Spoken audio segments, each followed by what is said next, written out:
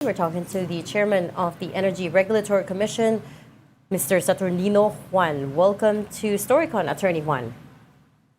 Yes, oo, magandang hapon. Magandang hapon po. sa inyong Baka, lahat dyan. tama, baka kayo yung pwede magbigay ng linaw dito sa pinag-uusapan namin dito na mga ignorante. No? First off, Attorney, maybe you could give us an update on the plan to suspend the WESM, the wholesale electricity spot market. Last we heard is it was just a proposal and you were still going to talk to industry stakeholders. Nangyari na po ba yun and where are we at? Yes po, nagpalabas tayo ng order, right? Right after na lumabas din yung declaration of national energy emergency ng Pangulo.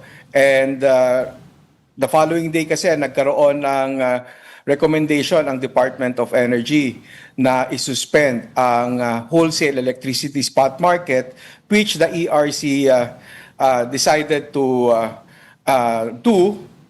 And for that purpose, the ERC decided na yung existing na administered price kasi, if it will be implemented, it will not reflect kung ano yung talagang costs nung mga generators natin. So the ERC, together with its issuance of the order of suspension, the ERC decided to come out with a modified administered price mechanism and subjected it to public consultation. And as committed, the ERC on April 1 has already finalized yung modified admin price niya and has issued a corresponding resolution.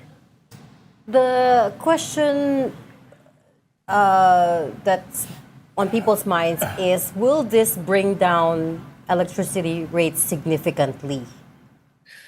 Ang concern kasi is not really on that alone, yung bringing down of electricity rates, but ensuring na yung market prices natin will not be as high as when there would be really a shortage na kung saan if the generators will just be submitting their offers, and if the prices in WESM will depend on these price offers, we can see na mas mataas ang mangyayaring ang lalabas na mga presyo in WESM.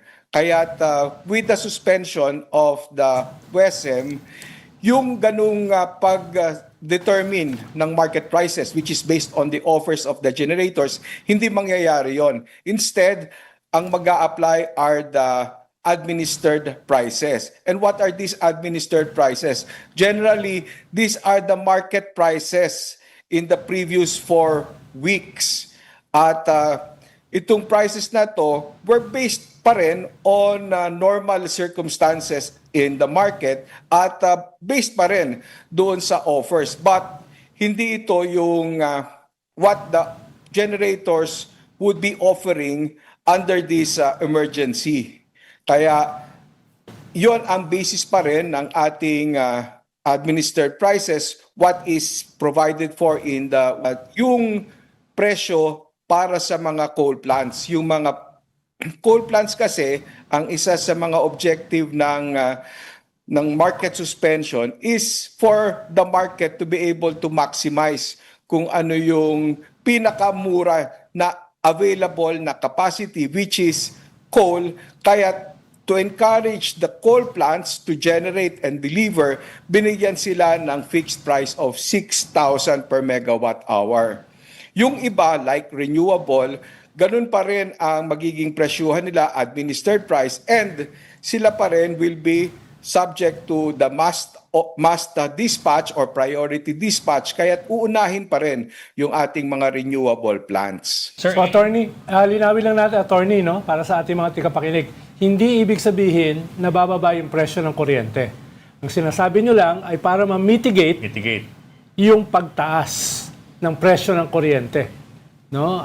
Yes, tama po yun, Sec. Siguro ang itatanong nila ay bakit tataas ang presyo ng kuryente kung ang basihan ng ating kuryente ay coal at so far hindi naman tumataas ang presyo ng coal? But also, I think we're a huge importer of coal, for example, from Indonesia. So maybe I'll take his question and move it forward is, may napansin na ba kayong disruption sa supply natin of coal? Ang sinasabi ng ating mga stakeholders in the coal generation, meron silang mga nakontrata before at yung pa rin naman ang kanilang binabayaran na presyo ng coal na nakontrata nila except for a few cancellations, pero nagkaroon ng increase doon sa pagpapadala ng coal dito dahil tumaas din yung presyo ng fuel, ng transport, kaya tumaas din in effect yung kanilang cost of fuel ng coal nila. And at the same time, syempre yung cost of the forex na medyo bumaba yung halaga ng piso. Sir, do I understand you correctly that that you're administering the prices based on market prices in the 4 weeks previously? In other words, this is before the war started? Yung ibang administered prices, since 4 weeks previously, nakita natin na for reserves, for the other technologies, yung lumalabas na presyo, kung gagamitin mo yung normal na administered prices, reasonable pa rin to compensate these various technologies including natural gas and renewable generation. Pero pagdating sa oil-based and natural gas, dahil nga hindi natin masabi kung yung lalabas na presyo applying the ordinary administered prices would still be sufficient for the recovery nung cost, nung generation cost nitong mga plantang ito, so they are eligible to apply for additional compensation para they are kept whole.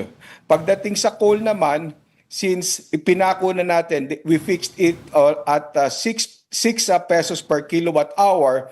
So, sinabi natin na hindi na sila eligible for additional compensation. Kasi tinignan din natin yung resulting prices naman in the previous 4 weeks plus yung mga offers even under the market suspension, at nakita naman natin yung mga presyong lumalabas or based dun sa offers ay hindi pa rin nalalayo naman dun sa 6 pesos na yan. Of course, sinabi din natin sa resolution that was approved on April 1, this will be subject to constant monitoring, kasi kung magkakaroon naman ng mga paggalaw pa sa presyo ng coal, maaring yung 6 pesos may not anymore be sufficient. But we will cross the bridge when we're there. Hindi pa naman yan nangyayari. So for now, we're comfortable fixing it at 6 pesos for the coal plants. Again, attorney, para lang malinawan sa ating mga tikapakinig, kung sakaling hindi sinuspend ang WESM, no, indicatively, kahit estimate, ay anong magiging comparison dun sa pagtaas ng presyo ng kuryente? Para lang makita nila na yung ginawa nyo The reference point. ay mas maganda kaysa sa hindi nyo ginawa. Ano yung indicative nyong study para sa na naging basihan nyo kaya ginawa nyo ito? Una, ang presyo kasi that can be offered sa WESM can be up to 32 pesos per kilowatt hour. Wala naman tayong naglilimit sa mga generators na dapat i-offer nila yung presyong commensurate lang sa kanilang actual na cost. Ang sa atin kasi is bid-based. So kung anong presyo ang gusto nilang i-offer, pwedeng i-offer yon up to the cap of 32 pesos. So pwede na mahila pataas yung presyo sa WESM kung pababayaan lang yung mga stakeholders mag-offer ng presyong gusto nila. And that can happen lalo kung makikita nila na mayroong constraint sa supply. Can I just clarify, Attorney, 6 pesos per kilowatt hour is just the profit, correct? Or is that the actual price? That is the actual price. So kasama na dyan kung meron man silang fixed cost or capital cost at Okay. saka yung kanilang fuel. Yeah. Kasama So- na yun. All in. So I looked up the our import numbers for coal. In 2024, we imported more than 70% of our coal supply. You're saying that itong 6 pesos per kilowatt hour is enough for now to cover their operating costs, their margins, and so on and so forth.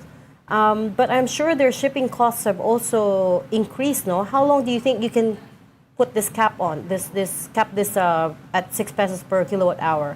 And then also maybe you do need to look into the other scenarios, no? Because oil is, global Brent crude is on the rise again. Nasa $110 a barrel na ulit tayo. There's now talk of $200 a barrel, which is not far off if this war continues. At the moment, wala pa ring off-ramp na nakikita. So, yeah. So that's the second part of my question. So for now, yung nakikita natin based na rin sa sa mga stakeholders that participated in the public consultation, they submitted also justification that will prove that the 6 pesos per kilowatt hour will be reasonable at this time based on the current coal prices. But of course, they were also advocating that the ERC constantly monitor or review every so often this fixed price of 6 pesos per kilowatt hour, which we accepted naman. That's why it is provided in the resolution that we will do that. So yung 6 pesos na yan, that is for pricing yung kanilang mga spot transactions. Meaning, if a coal plant will have to sell in the market, that is what the price that it will be paid. But yung mga coal karaniwan din, ay pumasok din naman sila ng bilateral contracts. And pagdating sa bilateral contracts, it will depend now on their contracts with their off-takers with the distribution utilities. So hindi yan saklaw nung modified administered price. Yung mga bilateral contracts will be respected. So hindi siya maapektuhan ng pricing that we have set under this market suspension. We spoke to former ERC Chair Mona Dimalanta a few weeks ago, and she said nga that there were bilateral contracts that will not be affected by this WESM spot price suspension. Hindi ba karamihan naka-bilateral contract na, sir? I mean, how much impact will we really have by capping it at 6 pesos per kilowatt hour? May makikita pa rin natin yung impact yan kasi meron din naman mga capacities even under contract, yung mga ibang off-takers nitong bilateral contracts, they would not nominate the contract. But if these coal plants will be asked to run under the special operating guidelines that is in effect now that we are under suspension, kailangan pa rin silang magpatakbo, but they will be considered as selling in the WESM if yung kanilang kabilateral will not nominate yung quantities na yan under their contract. Sir, what about natural gas being used to power power stations? A big chunk of our natural gas requirements come through the Strait of Hormuz, which of course is right now under crisis. How is that affecting? I don't know how much it costs to generate power using natural gas. I think we're at 20%, diba, for natural gas. Yes, sir, or thereabouts. Ang objective din nitong market suspension is for us to be able to prioritize and maximize yung dispatch ng mga coal before matawag yung mga natural gas. Kasi relatively nga, mas mahal yung natural gas na generation kaysa doon sa coal.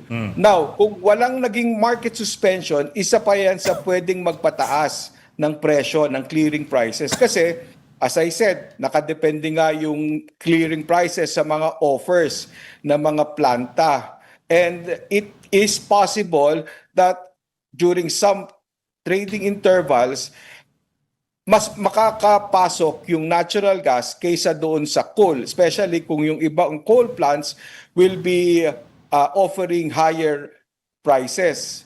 Kaya hindi natin maximize yung coal generation, and with this market suspension and the implementation of the special operating guidelines, ang ating market operator together with the system operator na di-decide nila kung ano yung dapat na unahin. Kasi under normal WESM operations, yung dispatch ng mga planta, nakabase yan doon sa lumalabas na dispatch schedule, and which dispatch schedule is based naman on the specific offers of our generating plants. In other words, we can rely more at this point on coal, hopefully, than on natural gas because of it's more expensive now if you use Yes, natural sir. gas. Yes, sir. Pero saan Yun ba po galing ang nakikita ating natural natin. gas? Attorney, saan ba galing Yung yung 20% natin na natural gas? Mayroon tayo from Malampaya, the indigenous, and yung remaining will be from LNG import na siya. Which passes through the Persian Gulf, Hormuz. Mhm.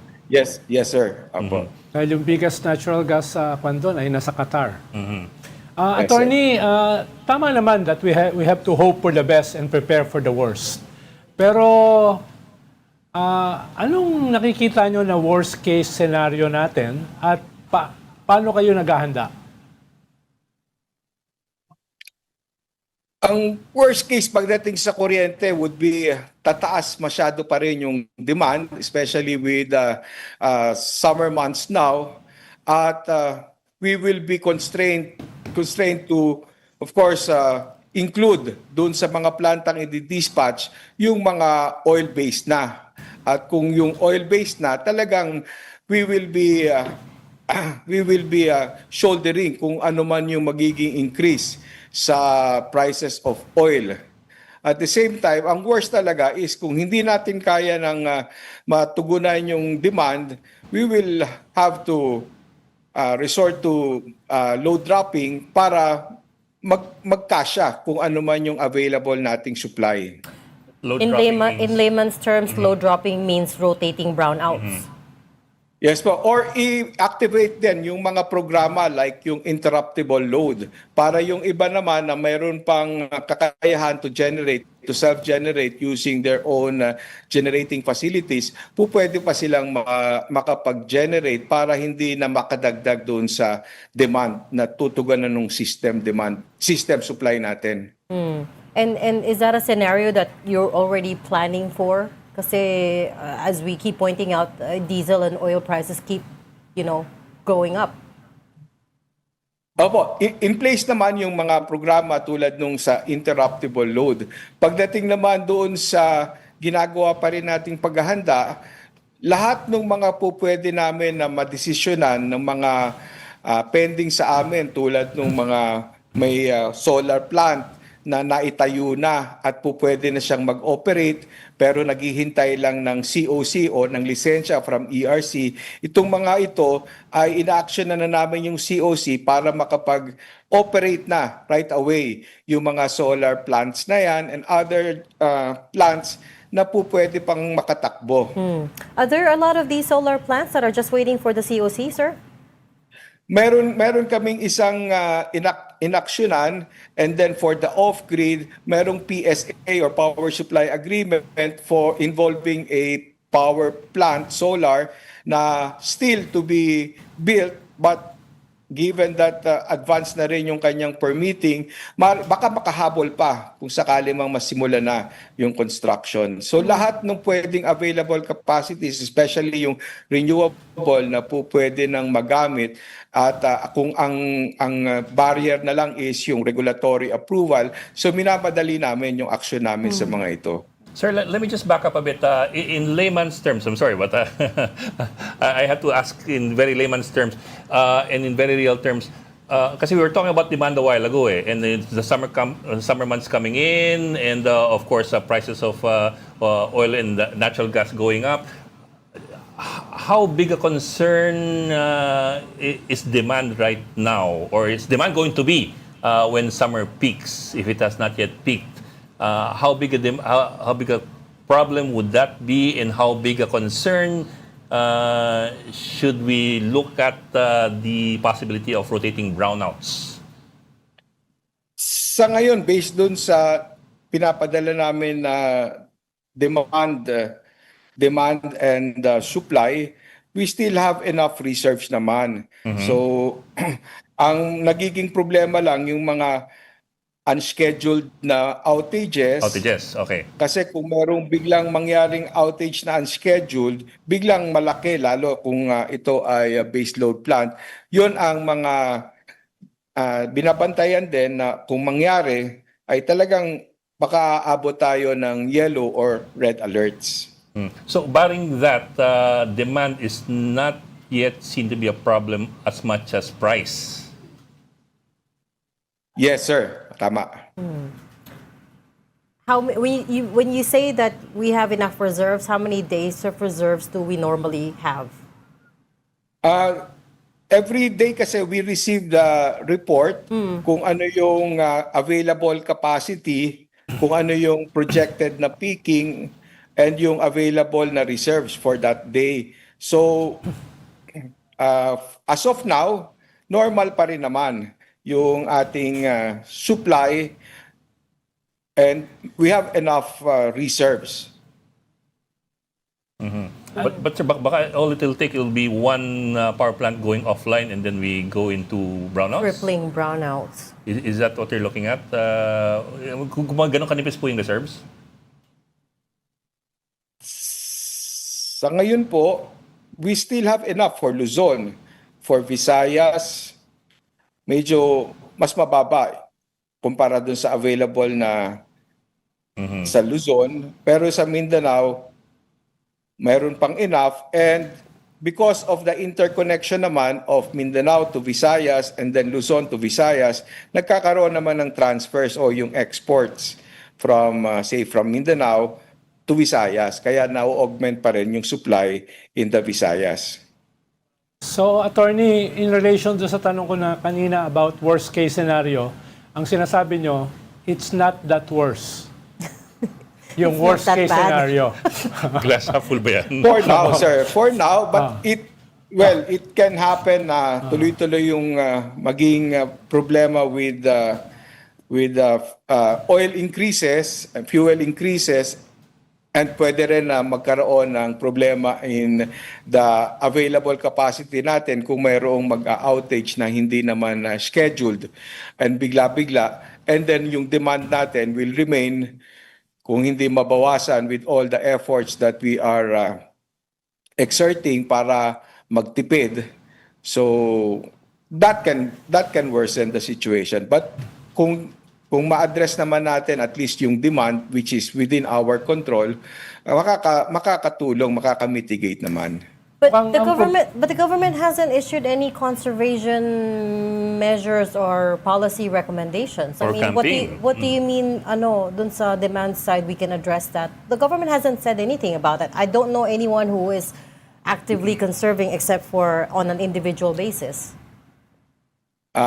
Well, for the energy family kasi, there was that directive from the DOE secretary and we're all complying. Kaya nga yung sa akin ngayon na wala akong ilaw, wala akong aircon at medyo konting tiis na lang. Oh, you mean sa government? There was a directive within the government to conserve energy. Okay. Maybe that's something that you could, make more public. Yeah. Because I don't think people are aware. Parang yung Asyong Aksaya campaign. Paano, Dekada mo. paano kayo maapektuhan, attorney, dahil ang ginagawa ngayon, dahil na pataas, palobo yung presyo ng langis, marami ngayon, ang haba ng pila ngayon sa mga EV, sa electric vehicles, di ba? Pero kukuha naman yan sa electricity naman, di ba? Dadami naman yung kukuha dyan. Excuse me. So nakapaghanda ba kayo kung anong gaano kalaki yung mangyayari? Alam mo, kausap ko lang yung isang may-ari ng isang EV company. Sabi niya, paubos na sila eh. Ang daming bumibili. Tapos ang haba ng pila. Which will entail greater use of electricity nitong mga EV na ito. Yes, sir. Ang maganda pa dyan, kung mayroong expected na increase naman sa demand for electricity para doon sa mga nag-shift to EV, ay meron din tayong conscious na campaign na in terms of charging, kung po pwede na mag-charge during off peak or during times, even during the day naman po pwede kung if we have enough solar capacity na siya namang po pwedeng magamit ng system to be able to accommodate yung additional na load pagdating sa pagcha-charge ng EVs. So po pwede rin na ganong klaseng management, demand management ang gawin para even with the increase in the consumption, hindi naman tataas yung peak kasi pwede mo naman i-timing yung pag-charge ng EV during times na merong enough na supply para hindi na makadagdag doon sa peaking requirement ng system. I want to come back to yung planning for the worst case scenario because I feel like Hindi nga worst obviously worst we case. were caught on the back foot with this Iran war. So ngayon, we now have a chance to, be more proactive about the planning.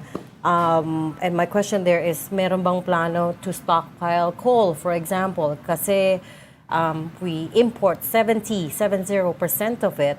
So we're susceptible to other nations as well. If they start to become more protectionist, right, and stop exporting, then that leaves a huge vulnerability in our power sector. Tsaka you talked about Malampaya, the natural gas field. It's supposed to be depleting, no, sir, by next year?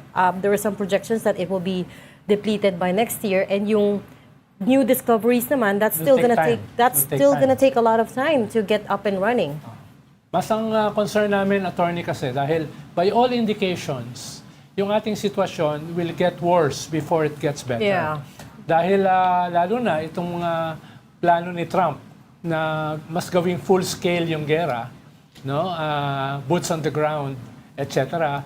Bobombehin yung mga oil Oil depots. plants ng Iran at saka yung kanilang mga bridges at gaganti ang Iran, bobombahin naman yung mga oil plants ng Gulf states. So, it might get worse than before it gets better. So, kaya tinatanong ko kanina, attorney, yung worst case scenario, how we are planning for that. Dahil medyo delikado kung magpa-plan tayo pag worse na yung sitwasyon. Yes, sir. Opo. So far, ang Department of Energy is the one leading yung mga efforts to address ito at yung how we can adapt to this moving forward. And we're coordinating naman as the regulator, we're coordinating with the Department of Energy and kung ano yung mandate insofar as yung mga policies that will be issued by the Department of Energy, whatever will be mandated of us, we will perform if it will be for the better of the energy sector. Pero sir, again, layman's question. Dapat na ba kami mag-panic as far as the supply of power is concerned? No, Relax, Ed, relax. I asked that kasi seriously sir, ang dami kong kilala, nagbibilihan sila ng mga EcoFlow, Bluetti, mga ganun-ganun. Hindi na genset na binibili, mga solar generators. Power Oo, generators. kasi they're worried na things will get worse and baka magkaroon nga ng rotating brownouts. And so on down the line. Summer pa naman. Summer pa naman. At papainit pa lang ang panahon. Hindi ako natatawa doon. Natatawa ako na, now that you mention it, di mas lalong may bibili. Ako, nagbubuo ko ngayon ng mga DIY na ano. Do it yourself. But, yun sir, I'm sure that's on everybody's mind right now kasi ang dami nga nagpapanik na bumibili ng ubusan yung mga inverter sa sa Lazada, yung mga electric inverter. Ubusan sila ngayon sa mga solar panels. Maganda rin naman po na may aksyon na ganyan. In fact, ako nga, aaminin ko, nakikipag-ugnayan ako ngayon with a solar company para makapagpalagay na rin Sa ako sa bahay. bubong ko.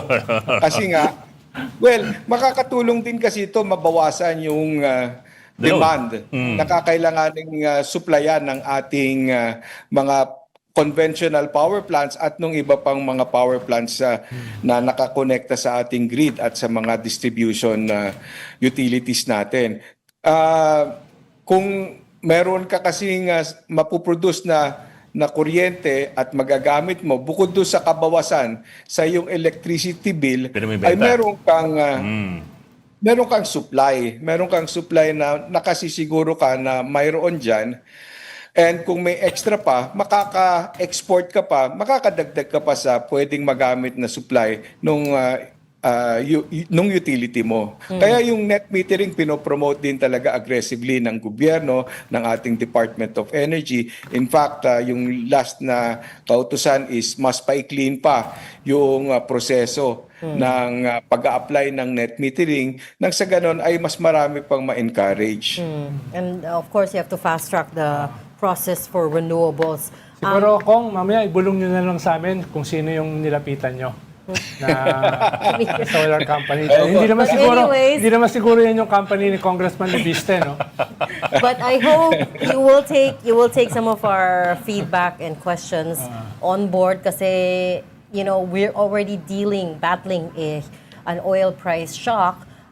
It will be a very, very bad situation if the power supply is also affected, diba? So I hope you could, you and your team could take that on board as far as the planning is concerned. But we'll end the conversation there. Thanks so much for joining Salamat, us on Attorney. StoryCon today. Salamat po, sirs. Salamat. Ma'am. ERC Apo. Chair Attorney Saturnino. Ibulong na lang, attorney. Mamaya. Yeah. Apo.